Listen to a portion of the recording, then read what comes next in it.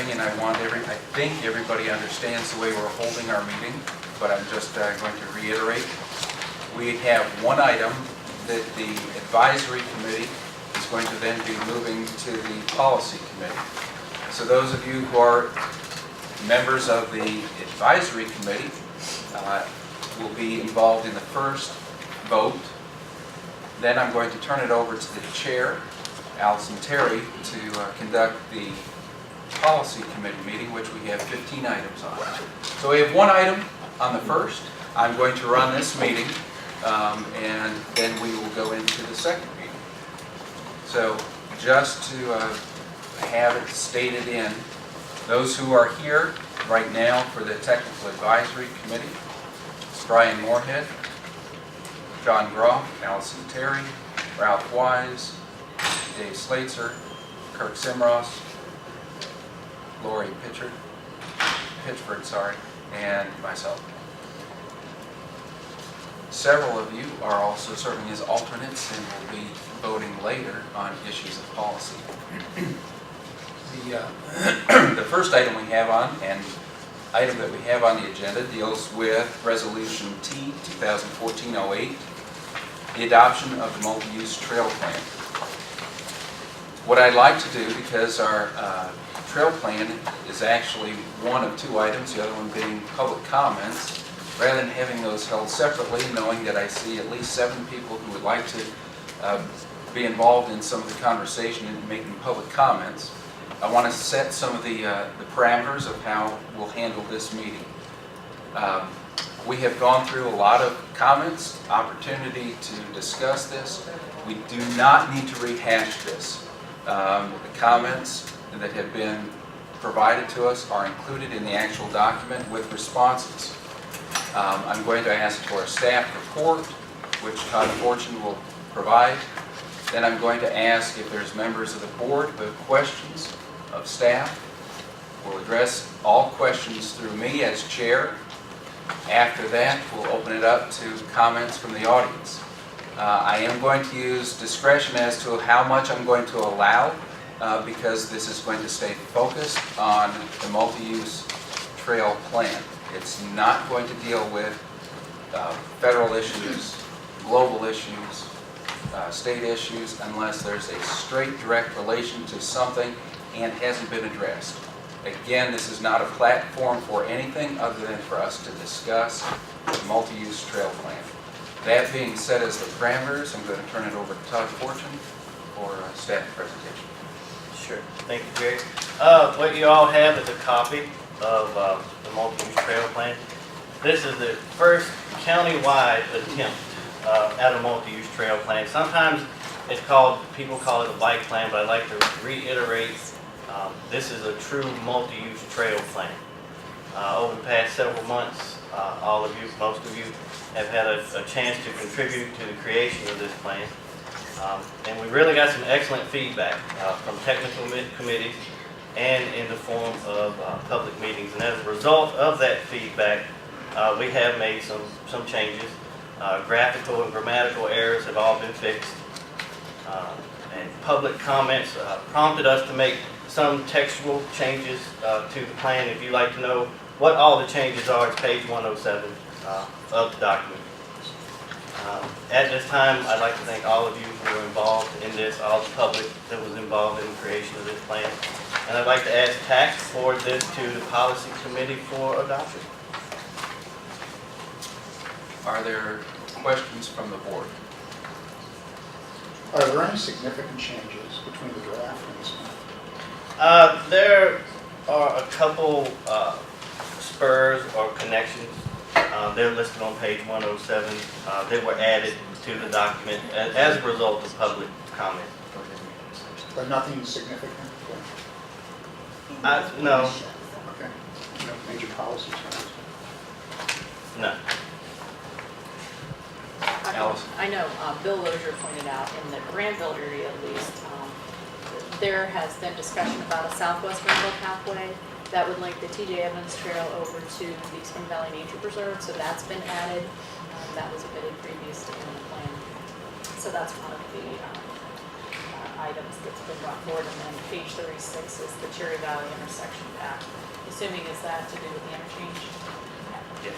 That's because on the planned interchange for the Cherry Valley Road connector, there is a plan to put a multi-use trail across the actual interchange to link the northern and southern portions of Granville. So that's that as well. And the third, for good measure, that was added was where the trail ends at Goose Pond up to Lincoln County Health Department.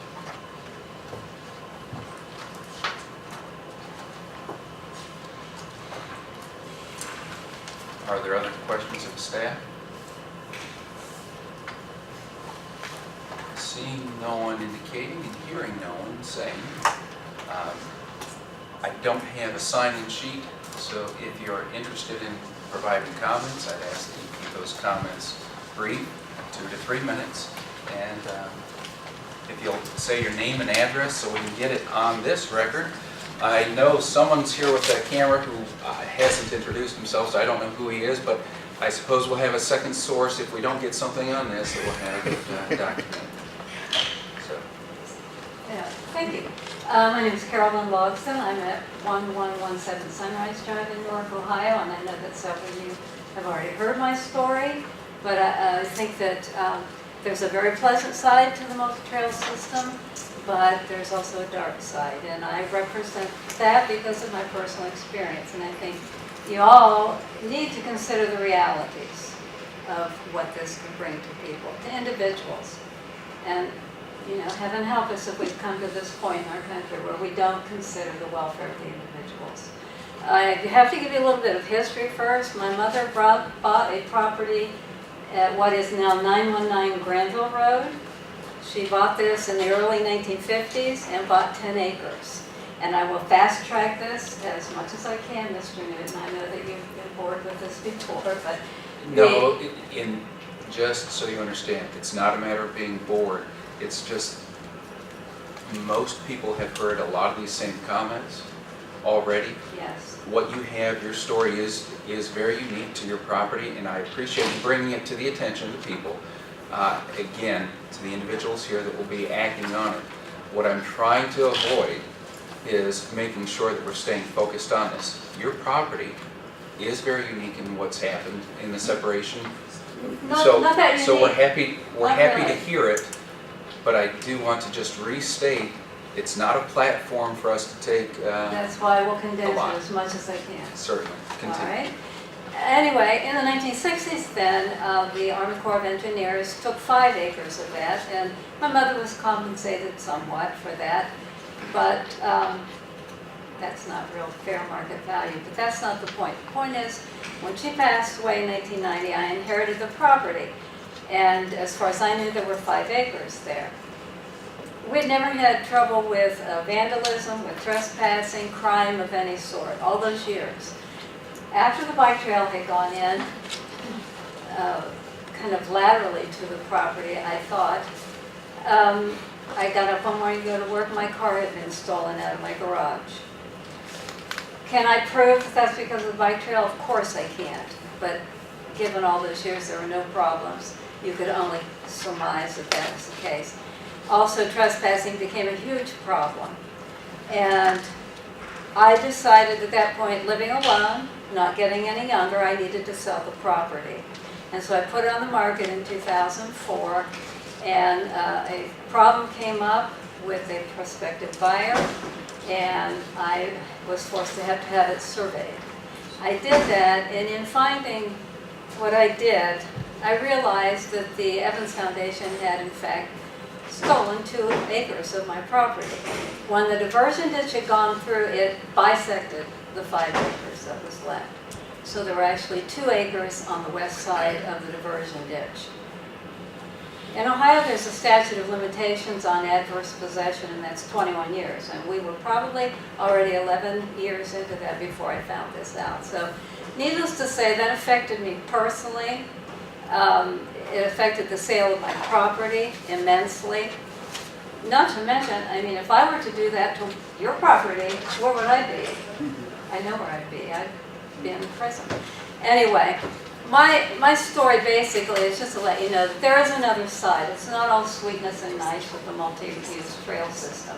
I have very dear friends, Flory Schulteis and her sister Sarah, who both live in California. Same thing happened to them with 4 acres, which is west of Newark. I have other friends that's very similar situation. So my purpose is to make you very aware that there is another side and that you really should not rush headlong into something without considering things like this. And I know, hope you can sleep at night, basically. Thank you. Thank you. All right, my name is Judy Kaufmeyer. I live at 29 Roma Court in Etna. And I'm here speaking on behalf of Carol Cormican. She is a landowner in Licking County and was deeply affected by the bypass system.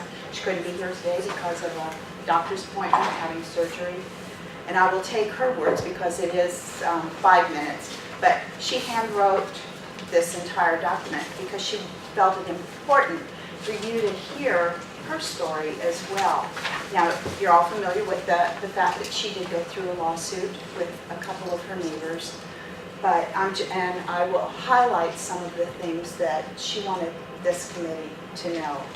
And it had to do with, the allocation of monies from the parks levy, toward bike path maintenance, which was, she says, if you're going to vote for a parks levy, you vote for a parks levy. And that money should not be diverted otherwise. And she also, in addition, said, bike riders have parked in my field and entered the path. They didn't have permission to do so. So, and she felt, and then she also had, and she's noticed that bike walkers or riders will have dogs off leash. Meanwhile, on her property, her animals need to be leashed because if they were to get out and to bite someone on the bike path, she would be liable for that. And so the liability issue is definitely close to her heart.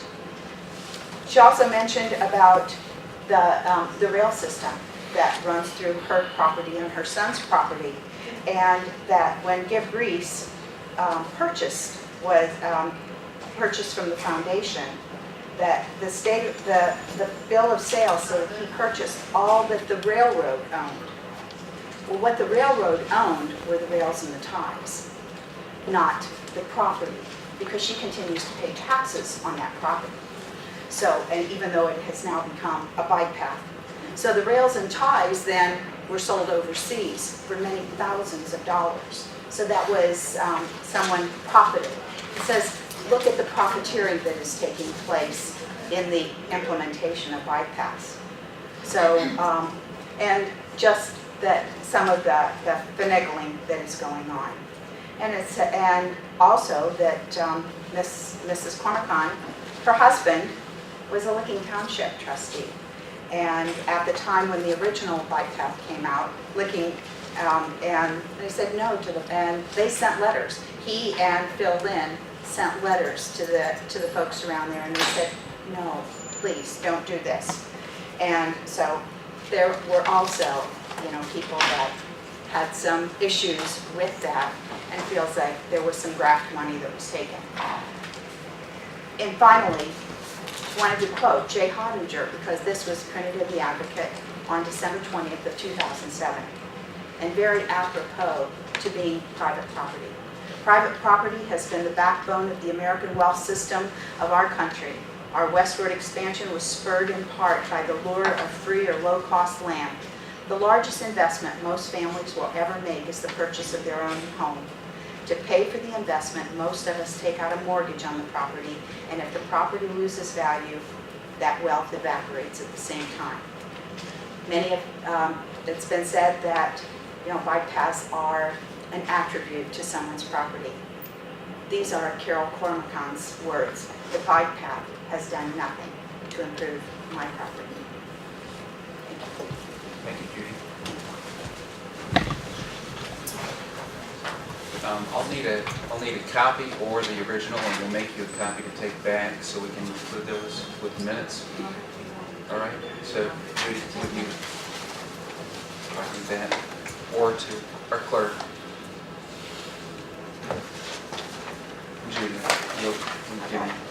I'll give you the completed version. Thank you. Hi, I'm Sarah Chalk, and I know I've spoken before you before, and I appreciate another opportunity to voice my objection. On the path that borders my property, since we last met here, on April 19th of this year, a 54-year-old man on a racing bike was, in his words, fiddling with his radio, with his earphones on, and he wasn't watching. Evidently, a huge tree had fallen in the previous 48 hours right across the pathway in clear sight for a full quarter mile in either direction. He hit the tree at full speed. His bike stopped, but he flipped over the tree. 2 life squads came from St. Albans Township. This is on April 19th. It was Easter weekend. His injuries were an obliterated collarbone, 5 broken ribs, a collapsed lung. He spent 7 days in Grant Hospital with surgery. Since I have a photo here showing you this, and I have searched diligently for an article in the paper discussing this accident, and I find it strange there was no article, there was nothing in squad runs, there was nothing. Makes me wonder how many more injuries or incidents are happening on our bike paths, reported and unreported. Interestingly, 2 years ago, a similar accident happened where that bike trail crosses the lane that reaches our property. There's a stop sign posted for the cyclists to stop to allow the vehicles the right of way. A pickup truck was leaving our property slowly, and a bicyclist broadsided the truck at full speed. The cyclist was evidently not looking ahead along the trail, just racing with its head down like they do. Good thing he didn't hit somebody walking a dog. That stop sign on our driveway is routinely disregarded, and so we always proceed with caution as we cross the path. I spoke with Parks and Recs after that accident in 2012, asked for a speed bump, and were advance warning signs of this vehicular crossing. They came out to inspect the area, and they said they'd get on it, and that was 2 years ago. Attached here, and I'll give you the list, I have a list of incidents that have been reported to have occurred on the Lincoln County bike trails in the Newark Advocate. But I personally know of 5 incidents happening right in front of us that were never reported to the public. A cow was killed by maintenance negligence. Livestock gates were opened by vandals allowing cattle to roam free. Dogs running loose and threatening runners. Cyclists hitting a pickup truck and a man hitting a tree. The T.J. Evans Trail was built several decades before our family moved to Lincoln County. The trail looked innocuous enough. And after living with the trail for 10 years now, it has become a source of concern to me and my family.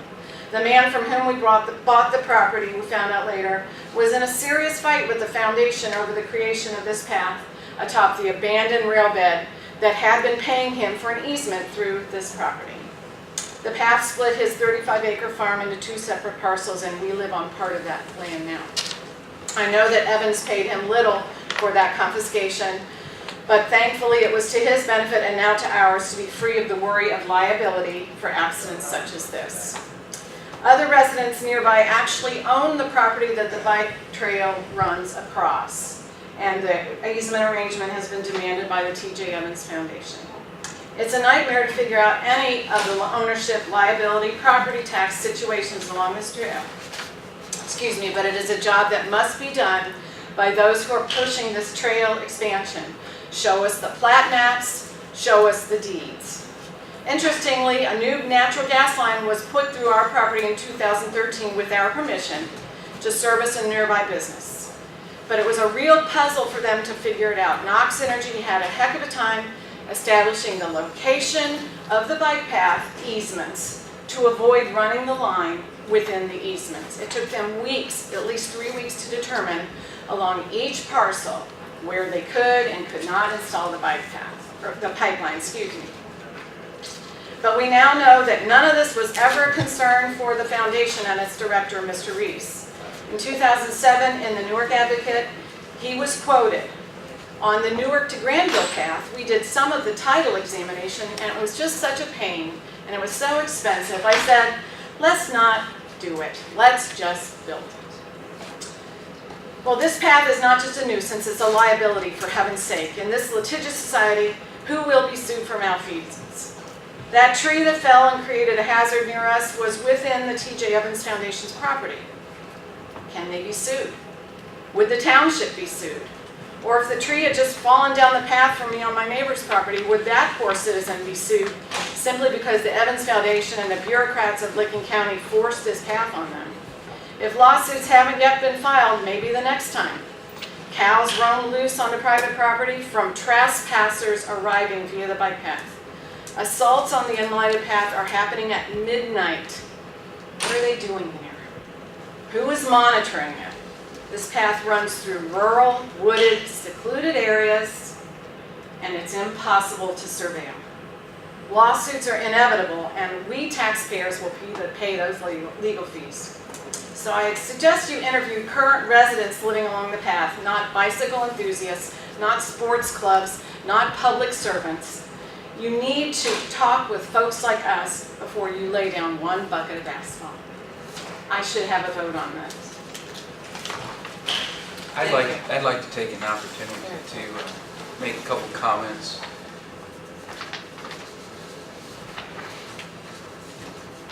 The TJ Evans Foundation has done many, many things for this community.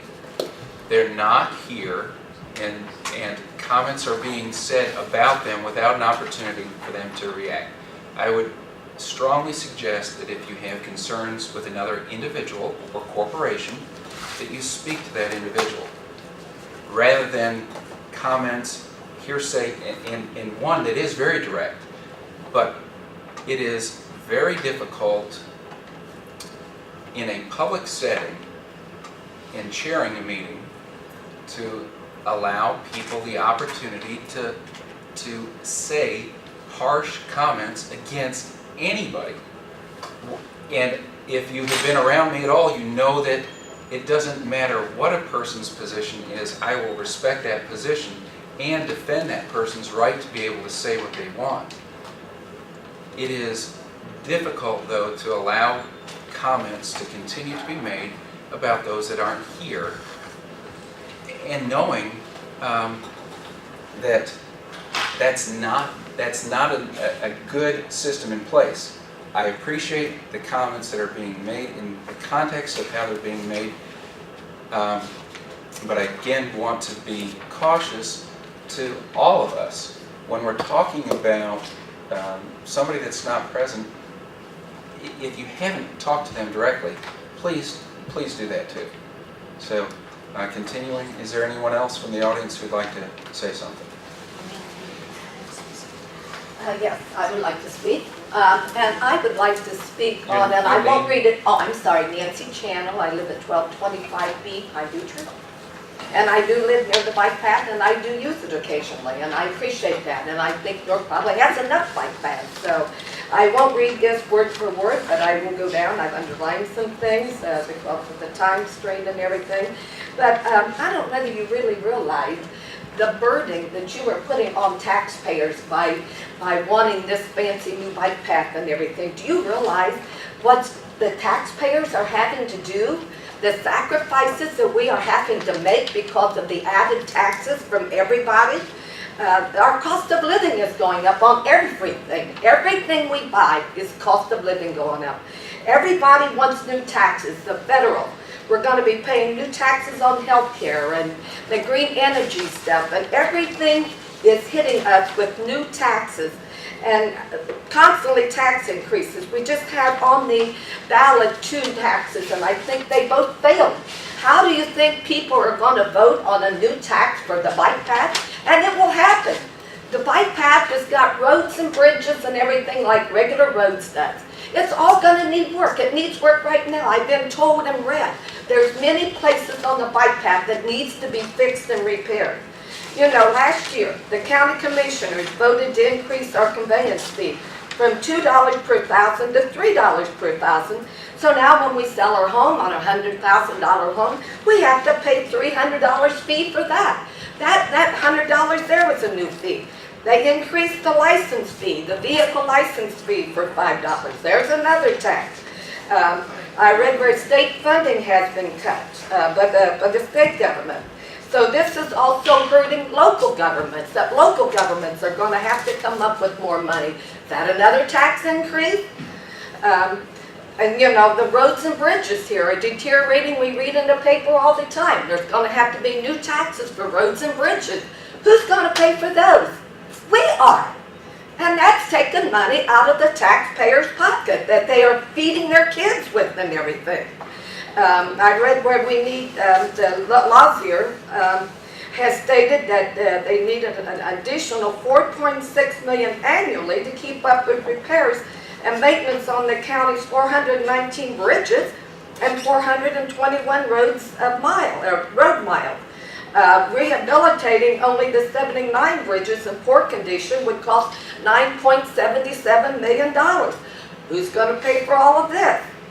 You know, we know there's going to have to be tax increases on all of that. So, and the two things that was just on the ballot, they didn't pass. People are tired of taxes. If people wanted to pay more taxes, they would have passed these two past the Licking County Board of Development, Disabilities, and the Conservation. They don't have the money, and I know a couple years ago the Park Department tried to get a tax passed. It took 7 times on the ballot to get it passed. What's that tell you? People don't have the money. And then I'm constantly hearing from this committee that grant money, that there's grant money going to be used for that, and that we don't have to pay that back. Well, I mean, it's free money. What does it do, fall out of the sky? It's free money, it must fall out of the sky. No, it will be added to our $17 trillion debt, borrowed from another country, and our grandkids are going to pay it back. Can you look your grandkids in the eye and say, I want this bike path, and you are going to pay for it?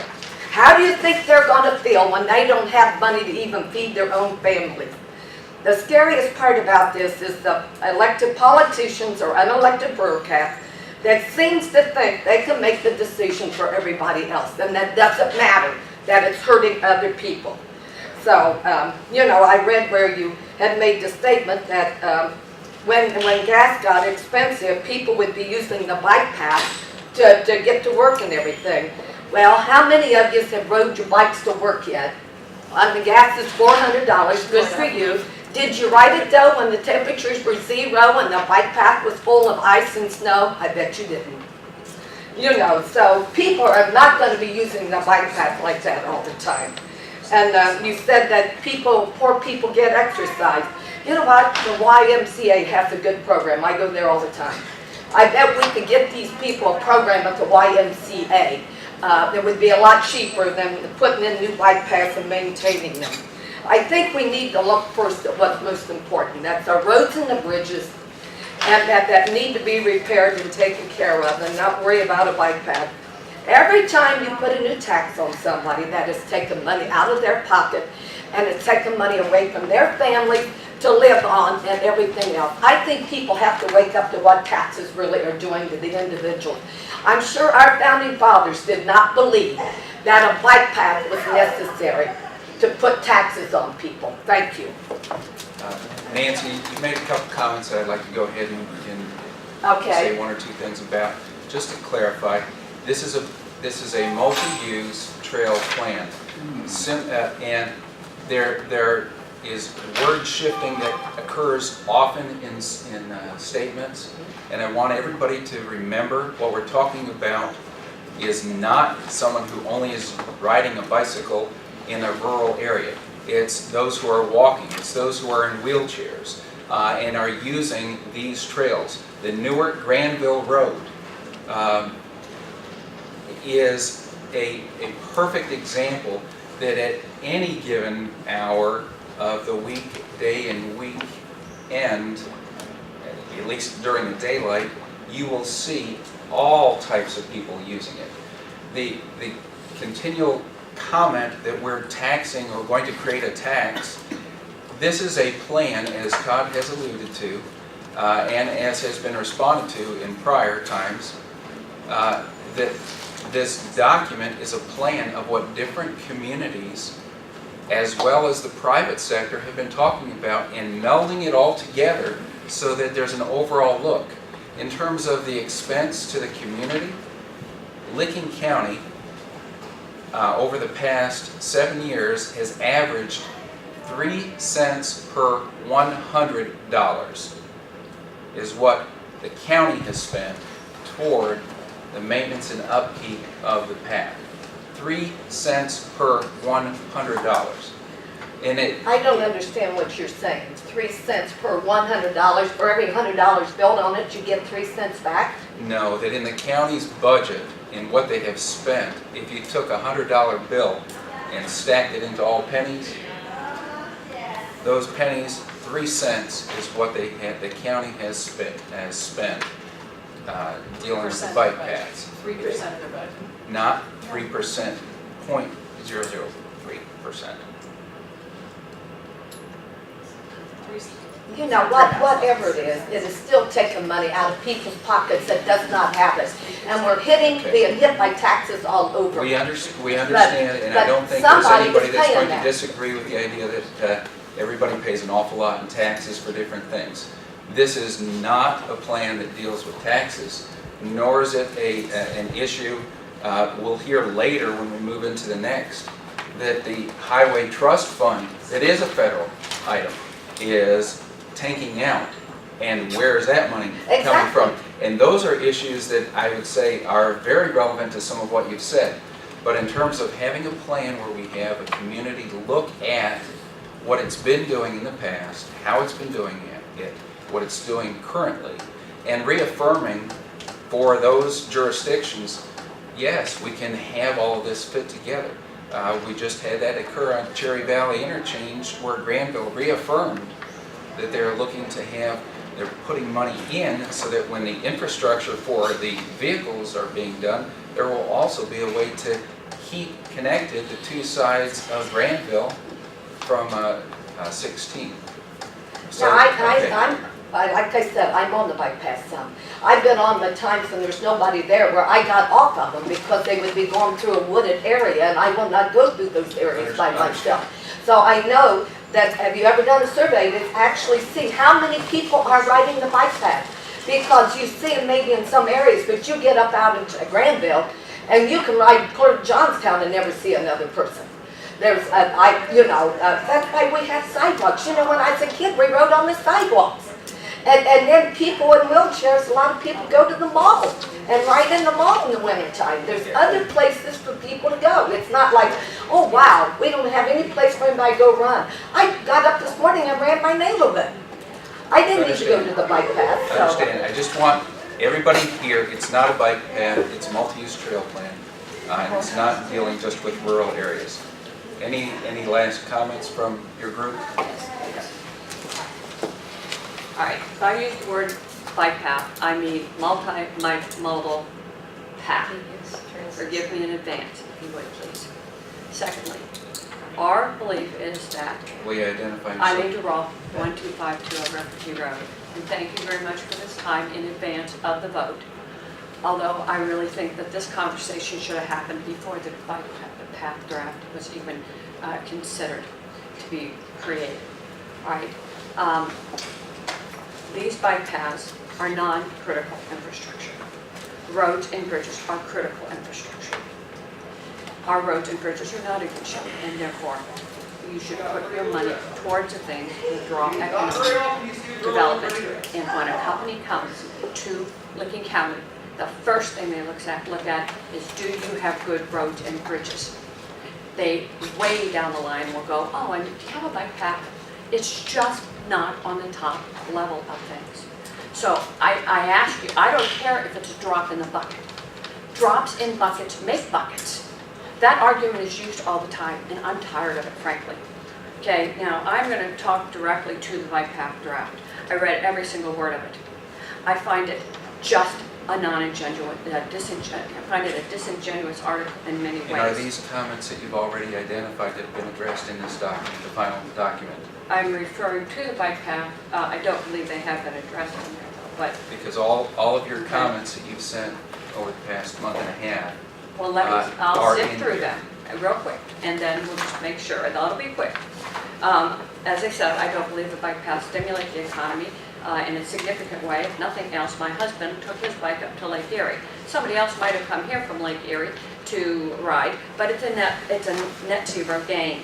So no, it's not like there's going to be a flood of people to Licking County to use your bike paths. Everybody these days, because of the federal government's mandates to do what you're doing, they're mandating every county and every state to do the same thing. You are not going to be unique. Then, I was really offended. I read it in the original Advocate article, I read it in the Bike Path article, and it's offensive to when Captain Riley of Newark Police said, if the crime hadn't happened on the bike path, it would have happened somewhere else. That's just such an insensitive statement. It's off the charts. Crime occurs where there's opportunity. There are many miles of bike paths that go through unpopulated, unlighted areas that provide a perfect opportunity for ne'er-do-wells to cause trouble. If you need an example of that, LCATS provides a perfect example on page 12 of the draft, where they talk about their camouflage infrared counters that they wanted to put up for a significant number of months. They were camouflaged. Within a few months, they were stolen. What if you had a home along those bike paths? What if you had kids out there that played? Would you feel safe with strangers going by when you are perhaps the only house for miles? You know, or your property that's exposed? You know, I have talked to people too, just like Sarah has, and they give me these same stories about problems with the bike path and your safety and your security. You know, so please just think about this. There's nothing simple about a bike path. I think it's a great intention. But remember, the road to hell was paved with good intentions. Good intentions is not good enough. Then the whole idea that lots of people are using these bike paths and we should add more bike paths using the data from the bike path, 78,000 commuters in Licking County. Of that, if you add the walkers, which are 786, and you add the 804 that use some other means, even then, and those other means may not be bike paths on how they get to work, but that's still only 2% of the population that at least sometimes use the bike paths. Although again, likely half the year in Ohio, it's raining, it's snowing, it's just not weather that you even want to be outside, let alone pedaling in a bike. So you've got 2% of the population sometimes using this bike path, and we're going to spend millions and millions of dollars and likely increase the burden on the taxpayer because there'll be more to maintain, so you've got to increase taxes to maintain these extra bike paths. All to perhaps move us up to 3%. That's just not good use of funds. Then on page 10 of the draft, it makes such a big point about how important it is for the path user that these paths be really lovely and well maintained, so those good multimodal folks find it a happy place and safe place to be. And yet we've got a bridge in Licking County, or a road over in Pataskala that just washed out. Bridges in Licking County that aren't safe. How do you want the people driving? Are you that concerned about them? Because God knows you appear to be terribly concerned about the multimodal folks. Okay? There were 420 survey takers. 425 survey takers talk about not much percentage-wise. That's like nothing in a county with this population. And they were almost all, if you look on your bike path thing, the people that are behind that draft and contributed to that draft, a significant number of them have their finger in the bike economy. They are bikers, they are bike shops, they are those folks. We are the citizens. We have a right to speak. We pay your salaries.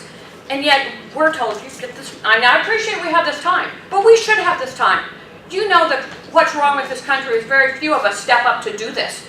And then when we step up to do this, we're told, no, we're not perfect. Everything we say may not be right. But dear God, have you ever tried to get information when you're on the outside? We worked our tails off to try to get information, to try to help you understand that there's nothing simple about a bike path. So I sincerely ask that you put this bike path on hold, and you get a survey out to all the people along the bike path, and you ask them what they think. If you had real data from real people that just didn't want a bike, I could back off of this. If you'd taken it to the citizens and had them vote on it, I could back off of this. But this is rigged. This is rigged. I know you're nice people. I hope you didn't want to rig this. But this is not set up properly. Not to get real data. I was a science teacher. Data rules. You ain't got it. Pot shots, I let know. them go ahead and make them. We will not respond with those. I think there's an opportunity, though, if you're using this video for your own purposes, that I would like to be able to say some other comments, but this is not the appropriate forum for that. Continuing, is there anyone else who'd like to? I would like to say something. Yes, ma'am. I do appreciate the time that you're going to give me. My name is Anna Rio. I live at 1293 Granville Road in Newark. I wasn't able to attend the last meeting because I was out of town, but so I did want to be here. I did want to let you know that I have a lot of concerns. And the reason that I am here this morning is because of the cost of the proposed bypass multi-use. Please forgive me when I also say bypass. And how they are funded and why the bypass seems to have a higher priority of importance other than the roads and the bridges. Now, to learn more, I attended the LCATS meeting on April 23rd, and I spoke to two gentlemen, Mr. Newton, and there was a gentleman there that was from T.J. Evans Foundation. He was there on behalf of someone for T.J. Evans Foundation. I spoke to them. They were very kind. They took some time with me to explain the plans for this bypass. But when the subject of financing came up, both assured me that no grants were involved, that private funds and the Evans Foundation would be providing the backing of this additional pass. I decided to do some research, so I went to the Newark Advocate Archives and found articles regarding the funding of bypass. I stopped looking after I found 17 of many dated from September 2003 to January 2004, covering the funding of the bypass. It covered Newark, Heath, Granville, and Pataskla. I'll only include a partial of what I discovered. Now, these are facts from the newspapers. A September 07 Advocate article discussed the proposed $460,000 pedestrian bike bridge over Raccoon Creek next to the South Main Street Bridge, which would be the first step in a plan to build a safer crossing South Main on the bike path and to tie the path to the River Road in downtown. The article went on to say that the Village Council adopted a resolution authorizing the village manager to apply for a $350,000 Ohio Public Works Commission grant to build a 6 to an 8 foot wide bridge. And the village would contribute $110,000 of that money. Now, to October 13, the Advocate reported, quote, a recreational trails program grant of $150,000 has been added to the kitty as a realization of a 4-year legacy project goal by the Granville Rotary Club finally nears. The Ohio Department of Natural Resources said Monday it has approved the grant that will help raise the local 20% match of a $1.06 million pedestrian bridge crossing Raccoon Creek between Raccoon Valley Park and T.J. Evans bike path. The Ohio Department of Transportation has already committed 80% of the cost of the bridge, with the latest funding of $1,993 in grant funds is now available to cover the anticipated $1,063,742 cost of the project, unquote. Apparently, if Granville's any indication, grant money, not private money, is funding these constructions of the bypass. So I'm going to just talk a little bit about Heath. In September of 07, there were articles of the following. The city of Heath is one step closer to connecting its bike path to the county trails system after winning an almost $400,000 transportation enhancement grant from ODOT. Heath again in 08 took another grant, in this case to construct a tunnel under East Irvingwood Drive. The cost of ODOT project was estimated to be $406,946, and the city's share is about $20,000. Evans Foundation donated, and an ODOT grant paid for most of that cost, the $20,000. If you do the math, that means that the Evans Foundation contributed a whole 5% of the cost, while the taxpayer share was 95%. Now, I could go on, but and talk a little bit more about the articles that I read, but I want to summarize exactly what these 17 articles showed me in dollars. Estimate total cost of the current bypass was $6,463,688. Grants received, $4,410,822. Cost to the cities, $1,468,744. TJ Evans contributed $160,000. In other words, grants paid for by the taxpayers covered about 65% of the cost of the bypass, while the Evans Foundation provided about 2.5%. Now, it makes a citizen wonder, it made me wonder, why Evans Foundation gets so much credit and control over the bypass construction process, while the citizens get absolutely no input into whether they think this kind of money should be spent on the bypass, rather than, let's say, critical infrastructure like deteriorating roads and bridges. I was also wondering if the money that was contributed by the Evans Foundation might also been obtained by the foundation applying for grants, which then reallocated that money back to the bypass.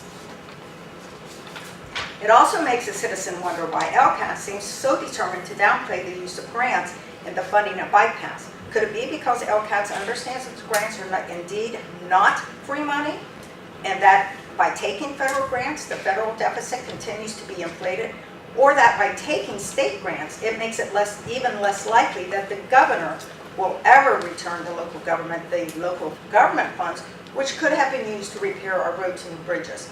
After all, if the local government funds are taken by the state and feds and then fed back to the local government with strings attached, the local governments are forced to do the bidding not of the local citizen, but the state and federal. I believe this qualifies as taxation without representation. That's something for you to think about, please. So, all in all, the taxpayers are being burdened with the cost of the building and maintaining the bypass, while the Evans Foundation gets all the credit and control.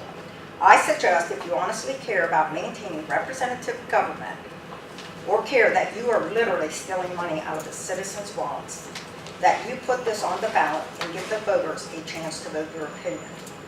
If they vote in favor of the bike path, then let's consider naming it the taxpayer's bike path or multi-use plan, whatever. And give credit where credit is due.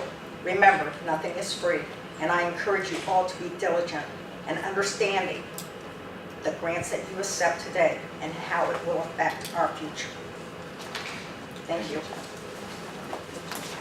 Just to restate what has been put in the document that indicates that this board has shown its priority on roads and bridges, and that we're spending in the tune of over $30 million each year on our local roads and bridges. And our emphasis has been properly put on those critical infrastructure. So I would indicate that our emphasis is correctly on the right syllable. We have it on, our emphasis is on the right thing in LCATS board, which is comprised of the majority of elected officials from this area, is very in tune to what the public, their customer, the taxpayer is paying. And with that, are there any last comments?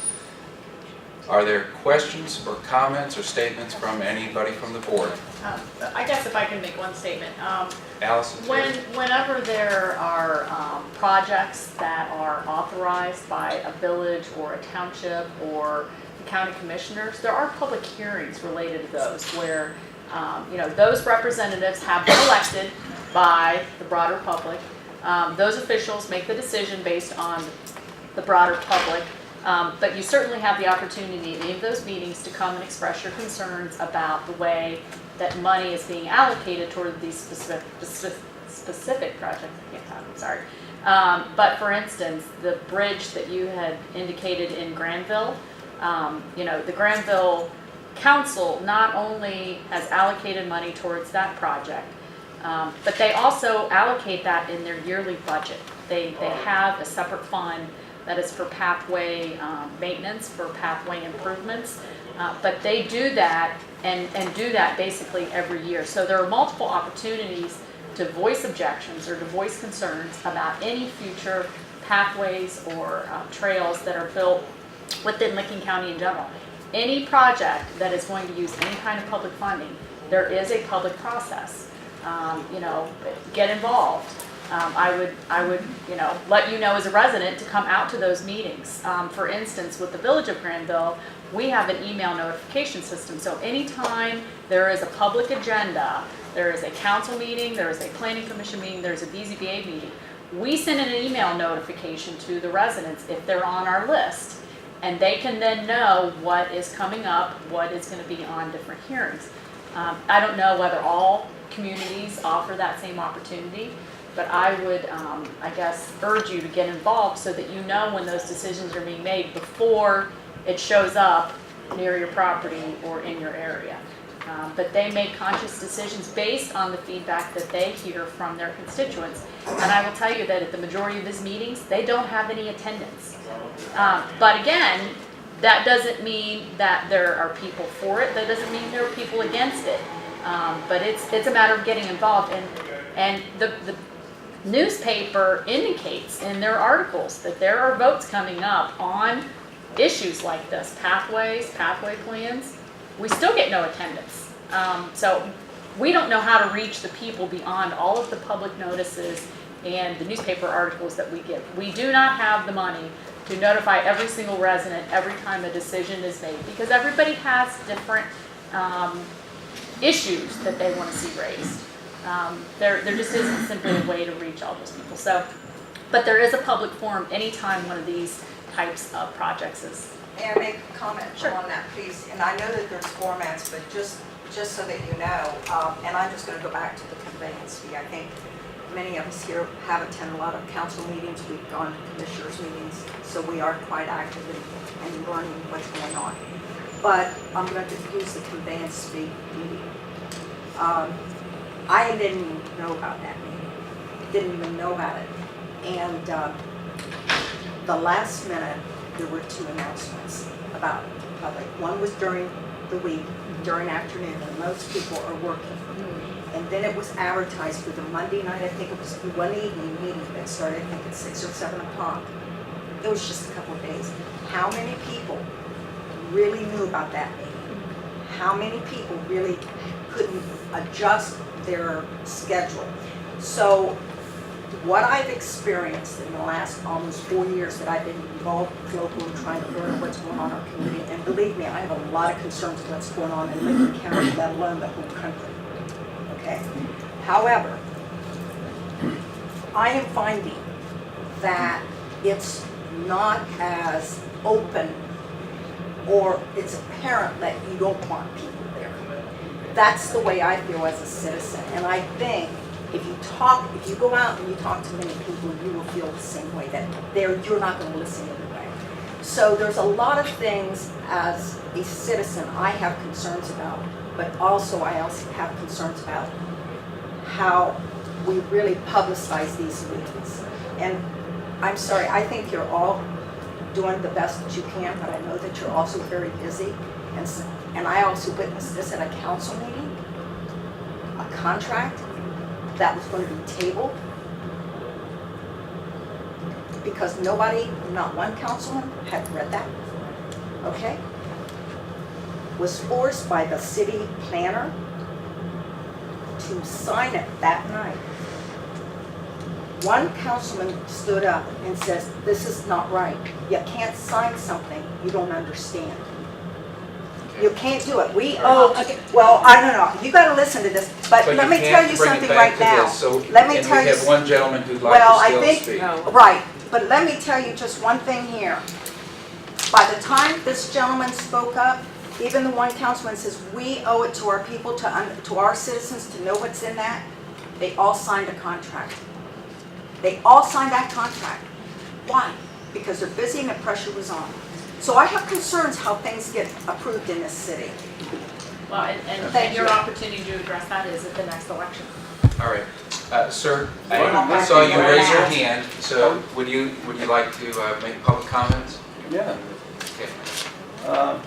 I have a friend that bought a bulldozer. Would you mind stating your name and and I address did, for the record? McGrew, Granville, I'm sorry, McGrew, Randville? Granville. Okay.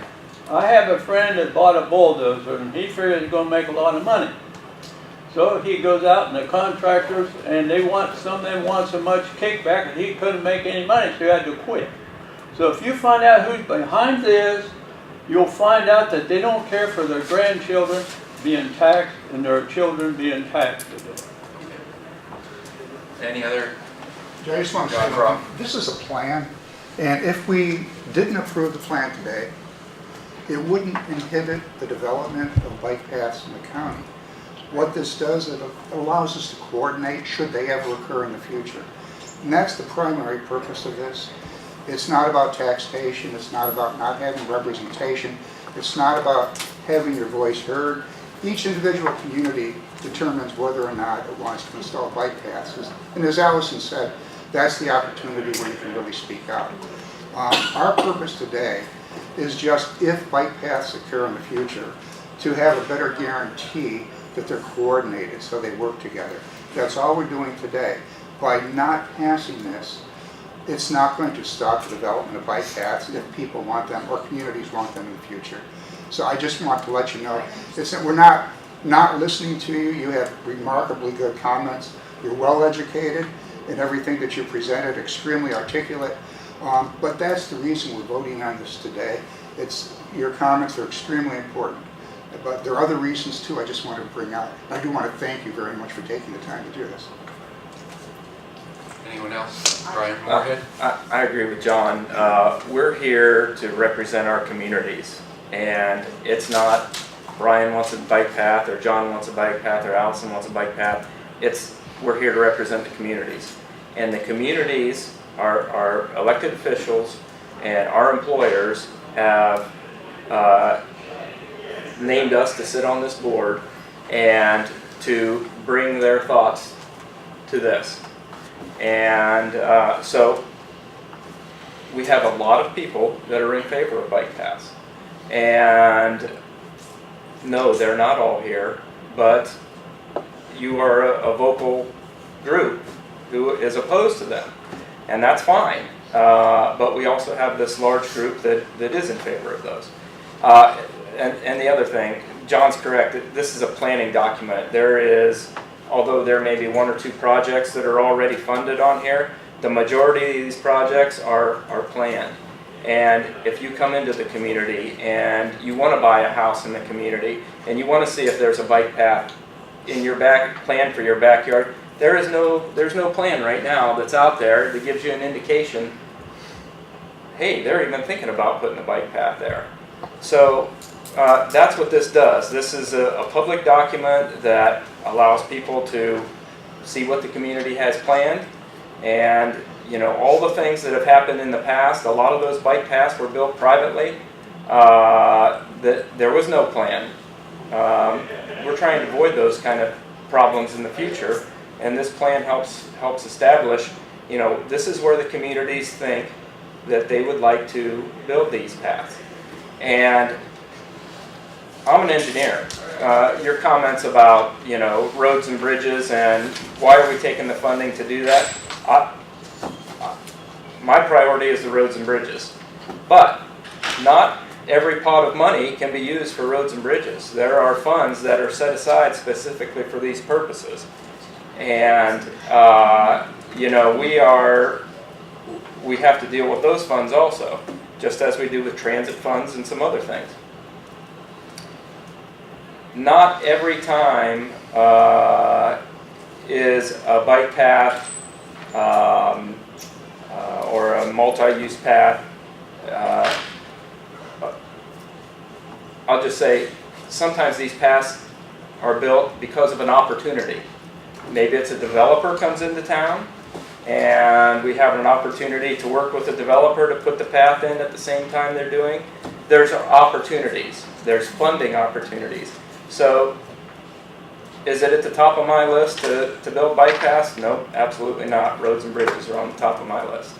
And I think it's the same thing with the county engineer. But there's also opportunities that, and this will help guide those opportunities. All right. Any other comments from the board?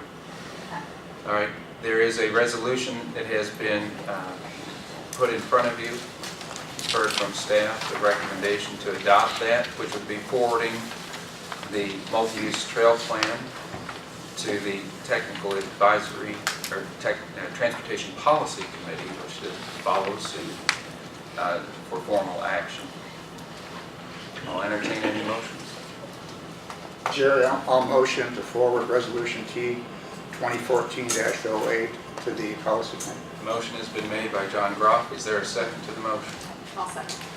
Allison Terry. Terry has second. Is there any discussion on the motion? All those in favor indicate by saying aye. Aye. Opposed, like sign. The motion carries. The resolution is passed. With that, I'll conclude the LCATS Technical Advisory Committee.